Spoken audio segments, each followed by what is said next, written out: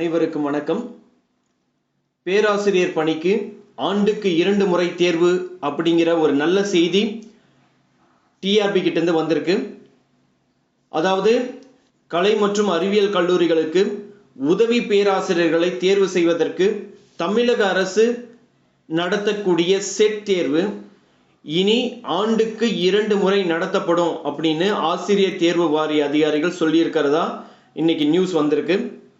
அதாவது இப்பொழுதுதான் இந்த செட் எக்ஸாம் ஒரு நீண்ட இடைவெளிக்கு பிறகு வச்சிருக்காங்க. ஸோ ஜூன் மாதத்துல 4000 உதவி பேராசிரியர் பணியிடங்கள் நிரப்பப்படும் அப்படின்னு ஏற்கனவே சொல்லியிருக்காங்க. ஸோ அடுத்த 3 வருஷத்துக்கு 2 முறை இந்த செட் தேர்வை எழுதி காலியாக இருக்கக்கூடிய அரசு கலை மற்றும் அறிவியல் கல்லூரிகளில் உதவி பேராசிரியர் காலியிடங்களை நிரப்ப ஆசிரியர் தேர்வு வாரியம் திட்டமிட்டுள்ளதாக தகவல் வெளியாயிருக்கு. இது ஒரு அருமையான செய்தி.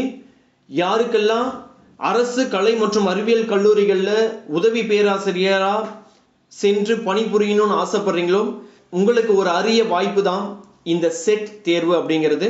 நன்றி.